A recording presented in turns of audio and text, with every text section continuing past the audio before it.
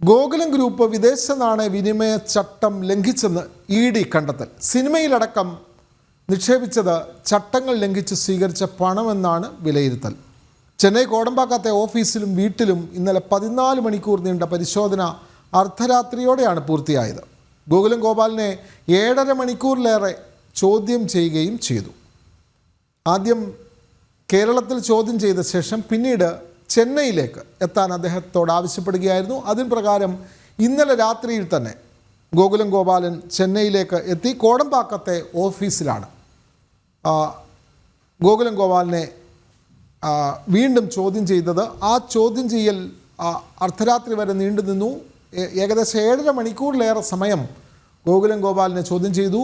അതുമാത്രമല്ല, ഗോകുലം ഗ്രൂപ്പിൻ്റെ വിവിധ സംസ്ഥാനങ്ങളിലുള്ള ഓഫീസുകളിലും മണിക്കൂറുകൾ നീണ്ട പരിശോധന അത് പുലർച്ചെ വരെ നീണ്ടുനിന്നു എന്നുള്ളതാണ്. ഏകദേശം 14 മണിക്കൂറാണ് ഗോകുലം സ്ഥാപനങ്ങളിൽ റെയ്ഡ് നടന്നത്. വിദേശ വിനിമയ ചട്ടം ലംഘിച്ച് പണം ഉപയോഗിച്ചു എന്നുള്ള ഒരു വലിയ കണ്ടെത്തൽ നടന്നിട്ടുണ്ട് എന്നാണ് മനസ്സിലാക്കുന്നത്. ഇപ്പോൾ ഏറ്റവും അവസാനമായി ഗോകുലം ഗോപാലിൻ്റെ നിർമ്മാതാവായി അല്ലെങ്കിൽ അദ്ദേഹം കൂടി സഹകരിച്ചിറങ്ങിയ എമ്പുരാൻ എന്ന സിനിമയിലും ഇത്തരത്തിൽ വിദേശ വിനിമയ ചട്ടം ലംഘിച്ചുള്ള പണം ഉപയോഗിച്ചു എന്നുള്ള കണ്ടെത്തൽ വന്നിട്ടുണ്ട് എന്നുള്ളതാണ് വളരെ പ്രധാനപ്പെട്ട കാര്യം. എന്തായാലും ഗോകുലം ഗോപാലിനെ വീണ്ടും ചോദ്യം ചെയ്യാനുള്ള സാഹചര്യങ്ങളുണ്ട്. ഗോകുലം ഗ്രൂപ്പിൽ നിന്നും ലഭിച്ച രേഖകളുടെ പരിശോധന എൻഫോഴ്സ്മെൻറ്റ് ഡയറക്ടറേറ്റ് തുടരുകയാണ്. വലിയ സാമ്പത്തിക ക്രമക്കേടുകളാണ് ഗോകുലം ഗ്രൂപ്പിൽ നിന്നും കണ്ടെത്താൻ കഴിഞ്ഞിട്ടുള്ളത് എന്നുള്ള വിവരങ്ങളാണ് പുറത്തു വരുന്നത്. പ്രത്യേകിച്ചും വിദേശ വിനിമയ ചട്ടം ലംഘിച്ചു എന്നുള്ള പ്രധാനപ്പെട്ട കണ്ടെത്തലാണ് വന്നിട്ടുള്ളത്. സിനിമയിലടക്കം ഈ പണം ഉപയോഗിച്ചു എന്നുള്ളതാണ്.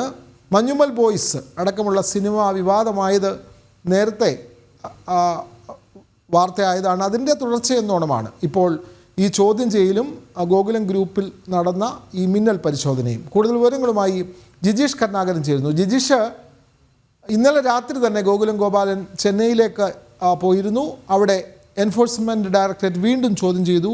ഗോകുലം ഗ്രൂപ്പിൽ സാമ്പത്തിക ക്രമക്കേടുകൾ നടന്നിട്ടുണ്ട് എന്ന് തന്നെയാണല്ലോ എൻഫോഴ്സ്മെൻറ്റ് ഡയറക്ടറേറ്റ് കണ്ടെത്തുന്നത്. ജിജീഷ് കരുണാകരൻ. വിനോദ്, വലിയ തോതിലുള്ള ക്രമക്കേടുകൾ, വിദേശ നാണ്യ വിനിമയ ചട്ടത്തിൻ്റെ വലിയ തോതിലുള്ള ലംഘനം നടന്നു എന്ന് തന്നെയാണ് എൻഫോഴ്സ്മെൻറ്റ് ഡയറക്ടറേറ്റിൻ്റെ കണ്ടെത്തൽ എന്ന് പറയുന്നത്. കാരണം വിദേശത്ത് നിന്ന് ആളുകളിൽ ചിട്ടിയുടെ ഇടപാടുകളിലൂടെ പണം സമാഹരിച്ചിരുന്നു.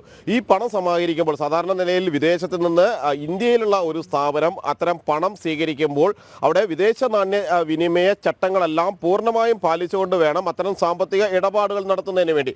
എന്നാൽ ഇവിടെ പൂർണ്ണമായും തന്നെ വിദേശ നാണ്യ വിനിമയ ചട്ടങ്ങളുടെ ലംഘനം നടന്നുകൊണ്ട് കോടിക്കണക്കിന് രൂപയുടെ ഇടപാടുകൾ, കോടിക്കണക്കിന് രൂപ ചിട്ടി ഇടപാടുകൾ നടത്തി എന്നത് തന്നെയാണ് അന്വേഷണ സംഘം കണ്ടെത്തിയിരിക്കുന്നത്. ഇതിൻ്റെ അടിസ്ഥാനത്തിലായിരുന്നു പ്രധാനമായും നേരത്തെ 2022 കേസെടുത്തു. അതിനുശേഷം അന്വേഷണം ആരംഭിച്ചു. തുടർന്ന് കൂടുതൽ ഇടപാടുകളിലേക്ക് കൂടിയാണ് ഇപ്പോൾ അന്വേഷണം വ്യാപിച്ചിരിക്കുന്നത്. പ്രത്യേകിച്ച് ഇങ്ങനെ വിദേശ നാണ്യ വിനിമയ ചട്ട ലംഘനത്തിലൂടെ സമാഹരിച്ച പണം മറ്റു പല ആവശ്യങ്ങൾക്കും വേണ്ടി വിനിയോഗിച്ചതായി തന്നെയാണ് അന്വേഷണ സംഘം കണ്ടെത്തിയിരിക്കുന്നത്. അതിൽ പ്രധാനമെന്ന് പറയുന്നത് വിവാദ സിനിമ എമ്പുരാൻ്റെ നിർമ്മാണത്തിന് വേണ്ടി ഗോകുലം ഗോപാലൻ മുടക്കിയിരിക്കുന്ന പണം, ആ പണം എന്ന് പറയുന്നതിലും ഇത്തരത്തിൽ വിദേശ നാണ്യവിനിമയ ചട്ടങ്ങളുടെ ലംഘനത്തിലൂടെ സമാഹരിച്ച പണം ഉണ്ട്. കണക്കിൽപ്പെടാത്ത അല്ലെങ്കിൽ പൂർണ്ണമായും തന്നെ നികുതി വെട്ടിപ്പുകൾ അടക്കമുള്ള കാര്യങ്ങളുണ്ടോ എന്നതിലാണ് ഒരു പരിശോധന അന്വേഷണ സംഘം ആരംഭിച്ചത്. ഫെമ ലംഘനം പൂർണ്ണമായും കണ്ടതോടെ ഇത് സംബന്ധിച്ച് കൂടുതൽ ചോദ്യം ചെയ്യലുകളിലേക്കാണ് വീണ്ടും ഗോകുലം ഗോപാലിനെ ചോദ്യം ചെയ്യേണ്ടതുണ്ട്. വിശദമായ ഒരു ചോദ്യം ചെയ്യലിലേക്ക് തന്നെയായിരിക്കും അന്വേഷണ സംഘം കടക്കുക. ഇന്നലെ 7 മണിക്കൂറോളം നീണ്ട ചോദ്യം ചെയ്യലായിരുന്നു ഗോകുലം ഗോപാലിനെ അന്വേഷണ സംഘം നടത്തിയത്. പ്രധാനമായും ചോദിച്ചറിഞ്ഞത് നേരത്തെ നടത്തിയിട്ടുള്ള ഈ വിദേശ നാണ്യവിനിമയ ചട്ടങ്ങൾ ലംഘിച്ചുകൊണ്ട് ചിട്ടിയിലേക്ക് ആളുകളെ ചേർത്തതും അവരിൽ നിന്ന് വിദേശത്ത് നിന്ന് പണം വലിയ തോതിൽ തന്നെ സ്വീകരിച്ചതുമായി ബന്ധപ്പെട്ട കാര്യങ്ങളാണ്. ഒപ്പം തന്നെയാണ് ഈ പണം എങ്ങനെയെല്ലാം വിനിയോഗിക്കപ്പെട്ടു, സിനിമാ നിർമ്മാണങ്ങളിലടക്കം എങ്ങനെയെല്ലാമാണ് ആ പണം ഉപയോഗിച്ചത് എന്നത് സംബന്ധിച്ച വിശദാംശങ്ങൾ കൂടി അന്വേഷണ സംഘം തേടിയിരിക്കുന്നത്.